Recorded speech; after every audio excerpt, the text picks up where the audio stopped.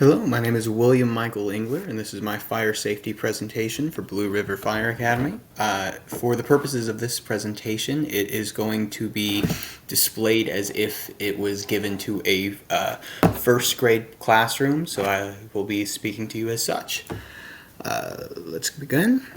So fire safety at home, presented by William Engler. Hello, hi, that's me.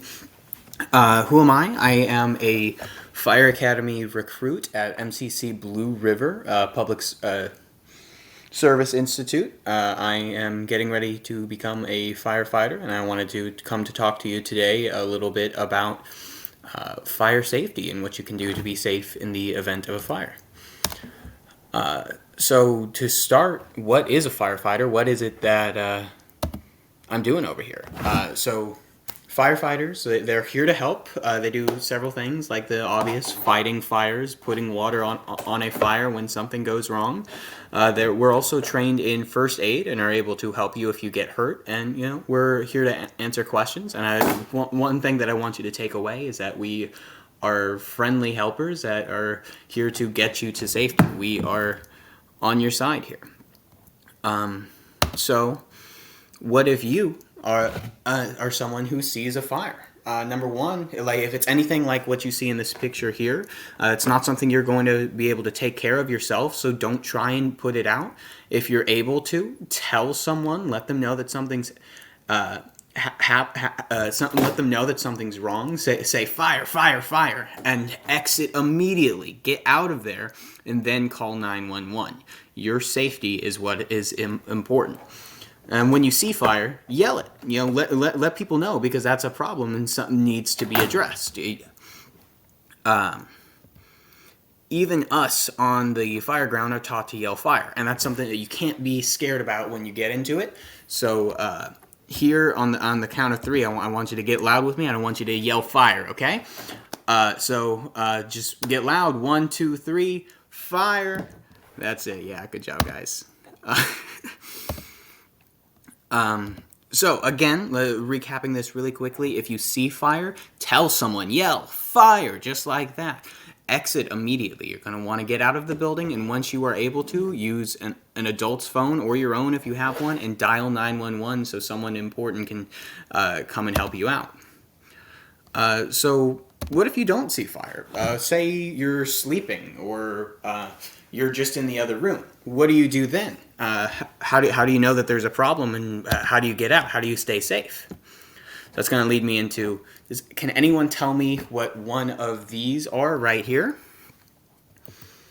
Yeah, exactly. So that's going to be a smoke alarm. Sorry, I wasn't meaning to go to the next slide quite yet. So that's what a smoke alarm looks like. They're going to protect you by making a very loud sound and beeping to let you know that there's a fire, or that it senses a fire or smoke in the area, and that it's time to get out. Whenever it goes off, it's going to sound a little something like this, all right? So if you hear that, you know it's time to get out.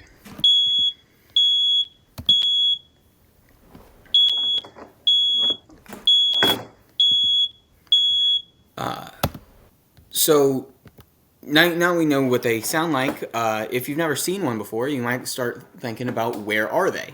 So they should be in every level of your home, especially in your sleeping areas. So anytime there's in a bedroom, look up. You're probably going to find one in your house. They're going to be on the ceiling, or if not on the ceiling, they're going to be on the side of the wall near the ceiling, about half a foot down, maybe a little bit more.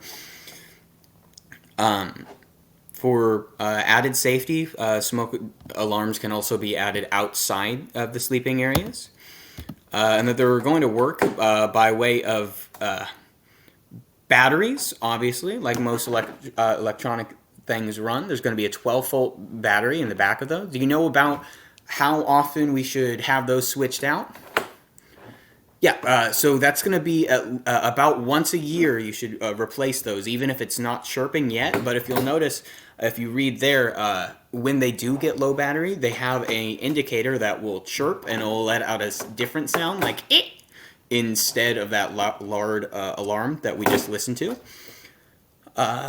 So replace the batteries every year, but they should be checked ideally about once monthly. So it depends excuse me. It's going to be different depending on what exactly variety of smoke detector or smoke alarm rather you have. But for most of them, there's just going to be a little pull-out tray or just a cover on the underside of them that you replace a 12-volt battery, or some of them are disposable and you replace the entire unit. But it should be relatively simple. Just take a look at the ones that you have at the house. Have an adult help you get up on the ladder, get it down, and you'll be able to figure it out real quick.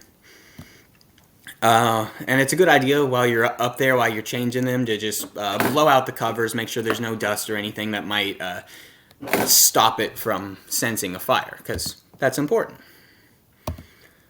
Remember, so help your adults. When you get home tonight, I'm going to have you check for smoke alarms. Look in your bedroom. Figure out where it is.